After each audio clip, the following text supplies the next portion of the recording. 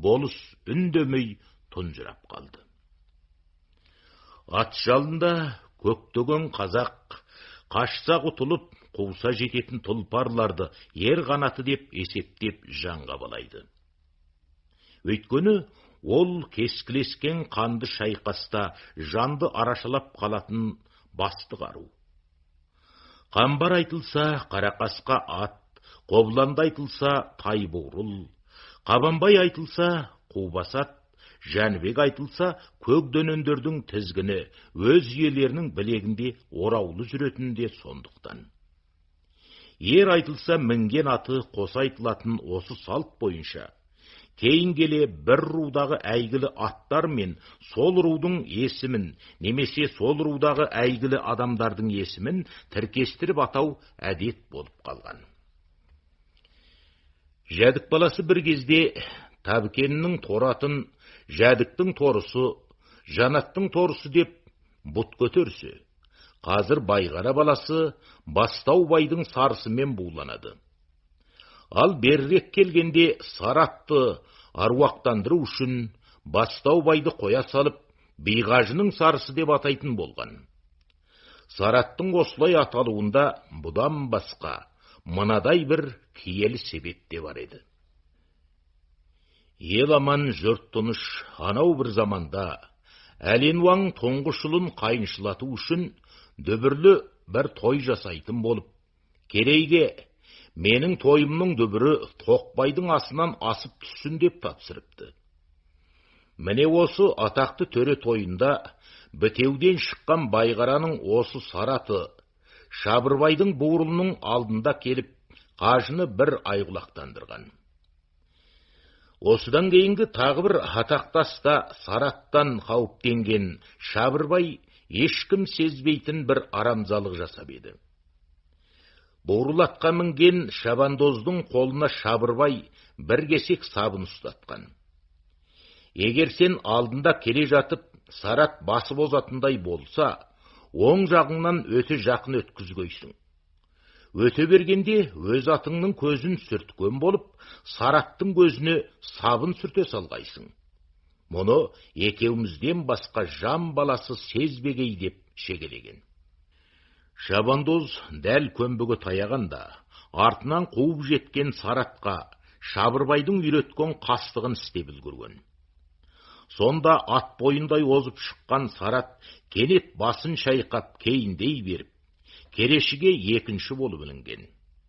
Міне бұл Марғабылдың қарақасқасына, Ақан серінің құлагеріне жасалған қастықтардан әлде қайда құпия, әлде қайда дабырасыз қас күнемдік еді. Бірақ осыдан кейінгі үлкен бәйгелерде буырыл аттың бағы қайтып, тіпті көк бұқаға дейін кейіндеп жүрді.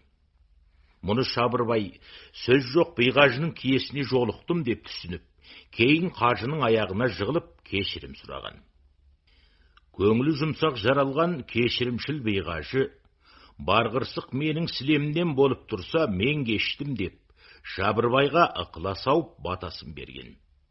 Осыдан кейін буырыл ат бұрынғы тебінің қайта тауып, талай ысырақты қиша сиырып еді. Бұрынғылар бақ пен ырыс күндес қатынша таласа жүреді дейді екен. Шынында түзу ұшқан түтіннен кесір аулақ екен ғой. Бүгінгі бәйгеде қатар келе жатқан екі атқа оқыс кезіккен түбірдің Сараттың емес, дәл жирен аттың тұяғын қағып қалғанын Қаратай болыс өз көзімен көріп іштей жағасын ұстады. Ат бәйгесі таратылып жатқанда аяқ астынан айғай сүрем бұрқ ете түсті. Әркім өз қамшысын шошаңдатқан, әркім өз ұранын шақырған, бірақ кімді сабайтын түсінбеген бір жінігіс басталды. Біреуді біреу білмейді. Әйту төбелес екені хақ. Сүйсе бұлай екен. Бағадағы Жидай мен Танысжанның ерегесінде әр екі жақтың қойнына кірген сұр жылан саусылдап жүріп, бірнеше тентекті арбап алыпты. Сендер бастаңдар, қалғаным біз көріп алайық деген екі жақтың да қамшыгерлері перде артында даярланып болып, Жидай мен Танысжанды алдарына салып жіберіп, дәл осы шақты тосыпты. Ішінде жидай бар, бірнешеуі таныш жанды. Сен шала туған кімді басынасың деп, ат омыраулатып орта қалады. Жасында шамбашылықты жақсы игерген танышжан ат үстінде тұрып, абайсызда жидайды шекемен қағып қалғанда, кәперсіз тұрған жидайдың бетін қан жауып кетеді. Осақ болды, Жәдік пен Жәнтекейдің төбелесі басталып та кетті. Дәл бір Сәменбет пен Азаттың өзі төбелесті басқарып жүргендей, Сәменбет, Сәменбет, Азат, Азат деген ұрандар ақтасты кезеңді басына көшірді.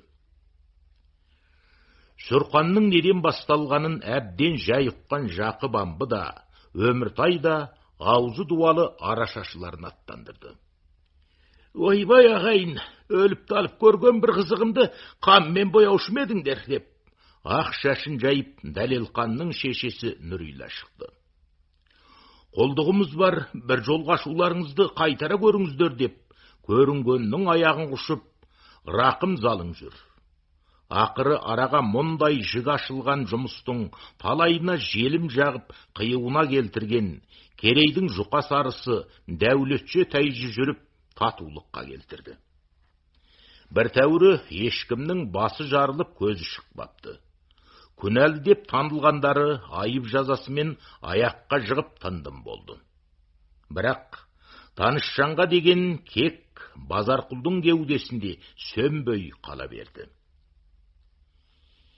Ел сұмдайырық бойына түсетін күні Қарағияның биігінде дамыл қылып көп жан тайған Өміртай бүкіл аралды көз алдынан бір өткізіп шықты. Ұзақ ойының артын мынадай күбірге ауыстырды. Алтын аралда былтыр жер сілкенсе, биыл ел сілкінді. Енді заман сілкінсе, менің аман қалуым екіталай.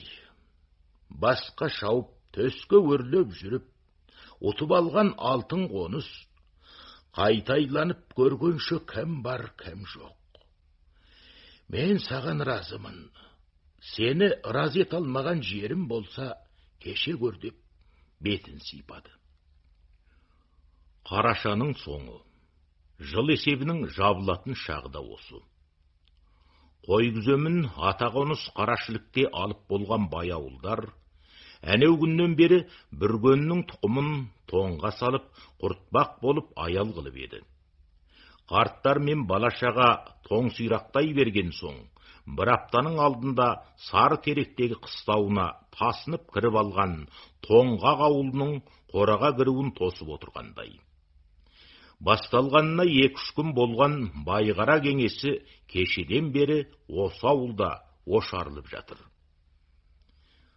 Ұсталғанына онша көп болмаған, жүндері күрпиген, тоқ жарау ер тоқымды аттар Тоңғақ үйінің шөп шарбағының айналасында, арасы онша ашыла қоймаған боз талдар түбінен де жиі кездеседі. Ана біреу талдар арасындағы тапталған өлең шөпті жеріне жете тістелеп тұрған аттар, бір қыс мінсе де қапталдығы бір күн терлеп көрмеген. Аз аял қылған жерінің бәрінде иесі ауыздығын ала қоятын малсақ жандардың керегі. Ал анау қаңтарулы қалпында, айылы да толық босатылмай байлаул тұрған аттар, мал төркініне жана ашымайтын, келер кетерді кәперіне келтірмей, көп үстінен көлмөктей су ішетін барға мәзір адамдардың бұтартары. Ол аттар салмағын 4 аяғына кезек түсіріп, күні кешке дейін тіс айқастырмауға көнген жылқылар. Әбден кешке иесі жанына келгенде ғана өкпе айтқандай оқыранып жібереді. Ал бірнеше аттар шөп шарбақтың ішінде ерекше күтімде тұр. Бұл шақ малшылардың қой күземін, отар малының қамын жасау, қора қопсының жыртық тесігін бүтіндеу, қысқы мекен жайдың іргесін көму сияқты қарбалас жұмыстар саябырлап, қолдың босай бастаған бір шағы. Қысқы отар малы қонысына кетпей тұрған осы кезде, жалпы сұмынның ортақ шығыны жинақталып, шаңырақ басына түсетін қара шығын есептеліп бітуі керек. Әр түтіннің жаз бойы берген лау алманы, басқалай шығындары осыған орайластырып, мұнан кейінгі алашақ берешегі көрсетілуі керек. Ел ішіндегі сүйенері жоқ жетім жесір мүгедектер кімге телініп қалай орналастырылады? Қысқы отырға баратын қосбасшылардың жауапкершілігі мен оларға түсетін салмақ та осы жолы межеленуге тиіс. Мұның сыртында ауыл арасындағы және шет рулармен арадағы дауалы жұмыстар да осы кеңесте қаралып, бітім табу керек. Мінекей, осының бәрі Байғараның атқа мінерлері үшін жеті басатын шаруа. Бір кезде өміртайсыз тырп етпейтін Байғара кеңесі кейінгі буынның қолына баяғыда өтіп болған. Байғараның қазіргі тізгінін өміртайдың Қамбыл дейтін ұлынан туған Қылыш пен Әбілмәжін ұстайды. 90-ның сұғы Биғажыны төңіректете бастағанымен ақылдан қалдыра алған жоқ. Керей алдындағы ғалиялық салмағы бұрынғысынан жеңіл емес. Түкірігі әлі де түйме алтындай ауыр. Сондықтан төрттің сәні аталы сөздің иесі Ақбатаның басы деп мұндай келеден тастамайды.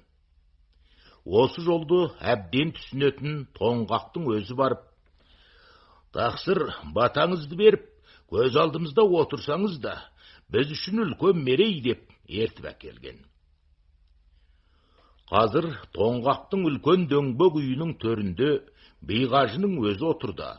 Оның жоғарғы жағында Байғараның қара шаңырағының иесі Бөкебай шал мен қажының өз нағашысы Шыбарайғыр Ыбырай ақсақал отыр. Мұндай келеде қажының бұл екеуінсіз ас ішпейтінін бүкіл Байғара біледі. Сондықтан Сағдолла айырым кісі жіберіп, ол екеуінде шақыртып алған. Ал бұл үшеуінің аяқ жағында отырғандар үш Байғараның жасы үлкендері. Бағанағы шөп шарбақ ішіндегі ерекше күтімде тұрған аттар міне осылардікі. Қылыш бастаған атқа мінерлер Тоңғақтың тағы бір отауында жұмыс жүргізіп жатыр. Бұлар құрбыластар болмаса да, ұзап кетсе, бірінен бірі мүшел жас парық қылатын, заманы бір тұрғыластар. Бірін бірі еріннің емеуірінен оңай-уға қоятын, ата салтқа жүйрік, кәргестелікке бейімделіп өсіп келе жатқан, сығаяқтың да, момындықтың да жөнін білетін жандар. Артымда сөзім қалсын дейме, немесе қазіргі ұрпақ ұғып алсын дейме? Әйту өміртай соңғы кезде ата салтын сөз етуден жалықпайтын болып алды. Ауызға таласар ешкім болмағандікі ме, әлде түгел сөздің түбін біліп тұрма? Әйту бір келкі тарғыл даусымен қоңыр таудың күңгіріндей сөйлейді отырады. Ол сөйлесе, әлгі отырған кариялар дәрісханадағы тәліптардай шұлғысқаннан басқа үн шығармайды. Сөз тағы аталар заманының салтынан басталды. Адамдықтың жөнін білгін келсе, ата жолын қуғанның жанына бар. Жамандықтың соңына түскін келсе, атадан азып туғанның жанына бар. Өміртай келелі кеңес жөнді сөйлегісі келгенде, сөзінің беташарын көбінше осылай бастайды. Қаратам кеңесі дегенді Биғажы әлі күнге қадір тұтады. Оның мәнісін сұрап қалсаңыз, көп жасап, көпті көргеннің үстіне көп естігенін қосып, тым арыдан қозғайды. Ел тізгінін ұстаған жақсылар, елдіктің тұлғасы ел кеңесінен басталады деп білген. 300-дің басын қосып, алаш кеңесі дейтінді табан 40 жыл жүргізген әз тәуке қан. Қарадан шыққан батыр бейлердің салауатын ақсүйек сұлтандардың лауазымынан кем көрген емес. Хан солардан бұрын сөйлеп те көрмеген. 300-дің кейінгі ғаны Абылай да осы ата жолды ұстанған адам. Саяққа үйір тайдай аталар сөзіне құлағын түре жүретін жастар, отаулардағы тұрлау кем кеңестерден сытылып шығып, қариялар отырған үйге кіре бастады. Бейғажы аталы кеңестің төркінін ардан бастағанымен, хикаясының соңын өз отының басына таман иіріп әкелуге шебергісі. Осы жолғы ұзақ әңгімесінің соңын тағы да Көкөдай заманына келіп тіреді. Бүкіл қазақ даласы деп бастады Бейғажы ендігі сөзін. Жоңғар шапқыншыларынан босай бастаған кезде біздің абақ баласы, сонау Шыңғыстың әкесі Ясукаймен зөңгілес болған атамыз Керей ханның жұртына аунаймыз деп, Жәнібек батыр бастап өр Алтайға таман тартқанда, арқасын енді Шүршіт тұқымына тіреп алған қалмақтардың қалдығы Алтайдан арыла қоймаған екен. Дөрбіттер, сендерді мұнда кім шақырды? Қайдан келген қиманасыңдар? Он аққудың да бір басшысы болушы еді. Елдігіңе ие болар, заты белгілі тілдесетін кісіңді көрсет деп едіреңдей берген соң, Керей Әбілпейіз уаңнан Көкөдай дейтін ұлын сұрап әкеліп, ақ кигізге отырғызып қан көтеріп, мінекей, қақты соқты жоқ, ұлы Шыңғыстың нағыз өз нәсілі. Біздің еліміз осы деп қалмақтардың құқайын тиған, және ежен қанға дейін апарып, қаракөкті салып берген. Сол Көкөдайдың ұлы ажы орынға отырғаннан кейін, Керейден 4 би сайлатып алды. Міне осыдан бастап, өзгелермен терезесі тең келер Керей кеңесі басталды. Бұл Керей кеңесі ау баста төр ордасының төңірегінде оздырылатын еді.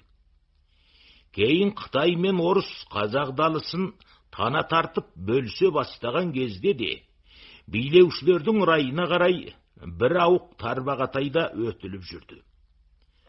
Алтай ерекше район болып, Сарсүмбе оның бас қаласы болып белгіленгенде, Сарсүмбедегі Шыңшайлар төңірегінен табылатын болды. Айтатын ойын орағытып келіп, әтекелдеп тұрып буынына түсіретін Өміртай, енді Қаратаң кеңесінің арқау болар жеріне келгенде былай деп бастады. Ханның қара басында маң кісілік ақыл болғанымен, көп кісінің ақылын тыңдамай өткен жан да болған емес. Жылдың осы мезгіліне туралап, әр жылда оздыратын осы бір Қаратаң кеңесінің көлемі шағын болғанымен, салттық жағынан жоғардағыдай негізі бар. Әлгі айтқан Алаш кеңесі, Керей кеңесі деген келелердің заңды жалғасы. Атадан балаға қалатын арыс ақылының ұя басқан ұйтқысы. Байғараның кіндігінен тараған түтін саны өте аз бір заманда, ел алдында, ұлт мүддесі, ұлыс мүддесі сияқты үлкен мұрат тұрған шақта. Әлгергілер мұндайды ойлау, ұсақшылдық деп түсінген шығар. Ал ұрпақ өсіп, бір тәйжі ел болған, әлеуметтік жағдай басқаша түс алған бүгінгі күнде, ата салтының бізге жалғасқан нәзік жерін үзіп тастамай, ұрпақтардың көздеріне көрсетіп, құлақтарына құйып отыру керек. Бағанадан бері сөз иесінен көз алмай отырған Сабылдыққа, тарихтың жөргегі қалың бесігін Бейғажының кәр сіңірлі қолы тербетіп отырғандай сезіліп кетті. Селт етіп үйдегілерге қарап еді, отау үйдегі алман бөлісіп жатқан азаматтардың бір талаяқ осында келіп алған екен. Сабылдық: келіңдер, келіңдер, қажының шешіліп бір шертетін күнде тура келіп қалған екенсіңдер. Ақылсыз мешкей қазанның үстіне, ақылдысы астына қарайды деп, қай қазан дәмді боларын қайнауына қарай белгілегелі жүрсіңдер ау. Қажы менің қолыма таласпас, біздің де разылығымыздың белгісі болсын. Ол кісінің сарқытын бәрімізге ортақ Байғарадағы 3 қымбаттың бірі шешен шаңырағындағы Арапат ішсін деп, қажының алдындағы аяқты Арапатты шақырып соған ұсынды. Бағана басталған бір тақырып осылай аяқтап қалған кезде, қабағынан тартып ұрт еттерімен боғағына дейін салбырап біткен майбастау біреу келіп кірді. Селдір сақалы мен селеу мұрттарын бас терісімен бірге қозғап сәлем беріп, салдырлата сөйлегеніне қарағанда, қуа келген дауы бар екенін айтпай тұрып біле қоюға болатын еді. Момындығынан қырсығы басым орта бойлы осы адам, Қажекеңнің көрмеген кісісі екен. Қарсысына келіп отырғаннан кейін жөнін сұрап еді. Мәмең ауылыныкімін, Бітеургеден келемін деп, қажыға бір хат ұсынды. Хатқа Қанапия бейсі мөр басыпты. Және бізге қарасты Бұқара Асқарбай сол жақтағы әуке дегенде неше жылдан бері бітпей келе жатқан құнан өгіз алымсағын іздеп кетті. Жөніне келтіріп берерсіз деген сөз жазылыпты. Қажы басында хатқа үрке қарап, мұндай хат қылыштың атына неге жазылмасқа? Қанапия болған адам осыны білмей ме екен деді. Тақсыр, өзім әдейі сіздің атыңызға жаздырып алып едім, деді Асқарбай. Қажы жаңағы танымынан тез айнып, әй баламай, әуке сені әбден зарландырған екен ғой. Қарғыс атқан ақ немесің ау әуке. Жармай жүргеніңде осы қылығың ғой. Әйтпесе, қарабасы қаммен тең мынадай жігітті. Бір тайыншаның даушын Тау Бітеургеден дулайтыға тентіретер ме деді. Жігіт дау кеміріп жүргеніне өкініп, жасып терін сүрте берді. Сонан соң, тақсыр, ақы алалмалым болған соң, дау шірмейді деп соңына түсіп жүргенім ғой деді. Әй баламай, әукоғу дауды қойып, өзіңді шірітіп жіберуге айналыпты. Көйлегін шешіп өкпесін көремін демесең, ол мұндардың неменесін аласың? Тақсыр, алмасам қояйын, өзімен бір кездессем екен. Бәсе, кешірімшіл пейіліңе біткен кең тұлғаң бар екен, деп қажы шабармандарынан әукені шақыртып жіберді. Ескі туырдығын ысқағақтай бергісі келмеген және ыстық үйге ерте кіріп алып, бір күннің шабуылына тап болудан қорыққан әуке мен кемпір екеуі әлі де тошалау үйде отыра тұруға келіскен. Өзен бойын қыстайтындар қижақпайтын болғандықтан ағаш отынды ерте қамдайды. Әуке сияқтылар тасқын сумен келген салынды, жел жыққан өздігінен қураған ағаштарды майалап жинап алған. Тіпті елігіндегі қусағы кеңірек адамдар өздерінен асқан отындарын байларға тоқты торымға айырбастап та үлгірген. Маялаулы отынға жұрт қазір қол тигізбейді. Оны суық қысып кететін айларға қалдырады да, қар қалыңдамаған осындай қара суықта көбінше томар қағып жағады. Дәл осы қараша мен желтоқсан деген бай томардың айы. Әсіресе қара шаңыраққа ие болып, атене бағуды міндетін алған әуке сияқтылардың жас келіндері қайын сіңлілерін ертіп алып, тойтық балталарымен томар қағады. Әукенің келіні мен қызы Бейжамал қайқыбас төсектің аяқ жағындағы бос орынды таңертеңнен бері көң қаппен екі жақтап тасып, қу томарға толтырып тастаған. Сонан соң әукенің кемпірі Күлмәш бір жеңін белдемшесінің бауына қыстырып қойып, иығын томардың қызуына беріп, жиектің жібін иіруге кіріскен. Аузы сөзден қолы ұршықтан босамаған Күлмәш өзге дүниені ұмытып, түгемейтін қысыр әңгімеге кірісіп кетіп еді-ау, бір көсіліп.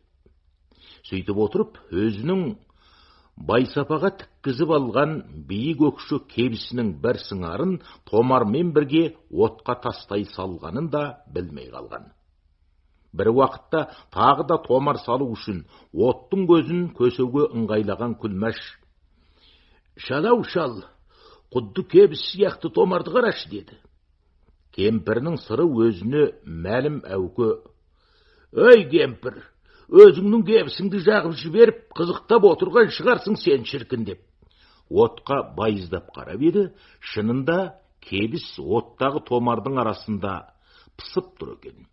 Кемпірінің қылығына күйіп кеткен Әуке: «Бәсе, бір бөтен иіс шығып еді, сенің кебісің екен ғой. Әй байқұс-ау, енді қашан адам боласың осы сен? Өзің де тойтаңдап тоқтамай кетіп едің.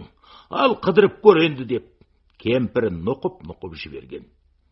Мен әдейі жақты ғой деп отырсың ба қақпас-ау. Өзі де томардан аумайтын жан бастаған кебіс болатын. Ол неменің қалың томардың арасына барып тығылып аларыңды біліпті. Сен қыдыруды айтып, мені мұқалтам деп ойлама. Қыдыру керек болса, мәсшен де қыдыра беруге болады. Қыдырып көрші енді, сирағың шағайын. Өтшікін-ау, көрінген борыш қоршал. Сыңар кебісі үшін ұл тапқан, қыз тапқан қатынның сирағын шағып жатса, баран атам кеңесі көзін жұмып отыра береді аутыге. Әуке мен Күлмәш осылай күрең қабақтасып отырғанның үстіне Әуке: «Сені Қаратам кеңес шақырады» деп Салыбай кірді. Айтары болмаса, кемпір шал екеуі де үркіп қалды. Тіпті Күлмәш әлгі сөздерді естіп қалмады ма екен деп үрейленіп, үйдегі бар дәннің тәтті дәмдісін Салекеңнің аузына төсей бастады. «Қарағым қайным-ау, ондай үлкен жиынға шал неменеге керек бола қалды екен, біле алдың ба?» Бір қуыстанудың барын сезе қойған Салыбай: «Әйтеу бөтен бір адам отыр. Өргеден келгендердің бірі мекен деп қалдым» деп салды. «Ой, қарағым қайным-ау, не айтып барасың өзің?» «Ой, жеңеше, жамандыққа жор болардай бірдеме жуықтан бері түсіңе енген жоқ па еді өзі?» «Айтқандайын, алдыңғы күні түсімде шалымның тымағының бауы үзіліп қалып жүреді». «Япырай жеңеше, мынау бірдеме шығаратын ақ түс екен.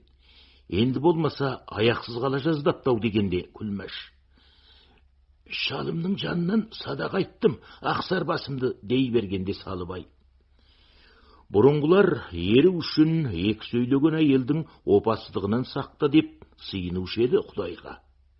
Жақсы лепес жарым ырыс, мына дастарқан үстінде айтып қалғаның жақсы болды. Әкелші қолыңды» деп Салыбай қыл шыбырдың бір ұшын Күлмәштің мойнына асып, Әукені ертіп үйден шықты. Салыбайлар үйге кіре салақ қажы Әукеге ұрсып боқтап ала жөнелді. «Енеңді ғана ұрайым мұндар, өзіңді жердің жүзін құртқан алаяқ едің. Борыш артыңдан самайыңа ақ кіргенше ерді-ау. Бір тайыншаны оқырақ уғандай қуалай менің алдыма келіпті мына жігіт. Бетінің мөрінен садаға кессін. Бар болса, іздетпей-ақ айдап апарып берсең болмай ма?» «Ал, шырағым Асқарбай, өзіңді жақсы ауылдың баласы екенсің. Адам қарап отырғандай бітісің нағып келіскен жансың. Ана бас тегін жаралмаған бас қой. Ердің құны нардың пұлы болса да, алса бітім, берсе бітімді тоспай-ақ салауат деп тұрып кете беретін бас қой. Мына мұндардың неменесін аласың? Сендей мырзаның анадай Әукеде аласасы бар екен дегенді естіп отыруға адамның өзі ұялады екен. Қабырғаңмен ақылдасып көрші балам» дегенде Асқарбай бойы балқып, көзі шыбартып қоя берді. Бір уақытта қайтадан есін жиғандай ауылынан аттанарда жанашырларының Бейғажының көлкөгіне түсіп кетіп жүрме, ырықты бол деп қайта қадағалауы есіне түсе қалып: «Тақсыр, қанша маймын күлегеніңізбен құнан өгізімді кешпеймін ғой» дегені. Асқарбайдан бір жола түңіліп кеткен Өміртай: "Пүйтенең дұрайын. Бастерің аузыңа түсіп, олақ кісі шапқан итаяқ сияқты оңбаған немекенсің. Бейс ауылының қулары құлағыңды әбден бұрап жіберген-ау тегі. Бар ауқы, мына Құдайдан басқаның суық өтпейтін неменің тайыншасын бітіріп берде жолға сал" деді. Асқарбай мен Әукі үйден шығып бара жатқанда: "Қажының өзі өз болғалы саудасының күсетсіз болған бір жері болды" деді Сабылдық. Бірнеше жылдың алдында Байғараның игі жақсылары қажының денсаулығын қорғау жөнінде ақылдасқан. Сонда ең бастысы қажыны адам қабылдаудан азат ету керек деп, келді-кетті адамдарды албаты кіргізбеу жөнінде арнаулы адам қойып та көрген. Бірақ биғажының өзі: "Көптің дидарында бейістің нұры болады. Жүзі қаралар ғана бетін перделейді. Қазақ баласына жазбаған істі істеп бұларың не" деп, ондай әдетті дартпай қойған. Осыдан кейін биғажының есігі тәпті ашық қала берді. Бағанағы оқыралаған тайыншаның дауына дейін именбей кіріп кетіп отырғаны да осыдан болатын. Бір кезде төрдегі төбе бидің орнынан табылатын Өміртай енді міне 90-ның тұсауын қия алмай, қарлығаштың матаулы балапанындай тар ұяда қамалып отырғаны мынау. Ол қазір отбасының қазымыр бая шалы да емес, ат үстінің жер қорығыш желкек шалы да емес, шақырмаған топқа тамақ аңдып баратын қуың өштің қызыл көз шалы да емес, ас ішіп аяқ босататын созылмалы дерттің де шалы емес. Әншейін бабымен кәртейген, ел ырымдайтын ескінің арты. Барлық күнәдан пак, қайта туып жасарып келе жатқан сәби жан. Қалған тірлігінің бәрі табарық. Бір ауыз сөз болса да, өз аузынан естіп қалғысы келген ел анталап маңайында жүретті қояды. Ғарыштан түскендей осы әулиенің басынан не хикметтер өтті екен. Соны естігісі келеді.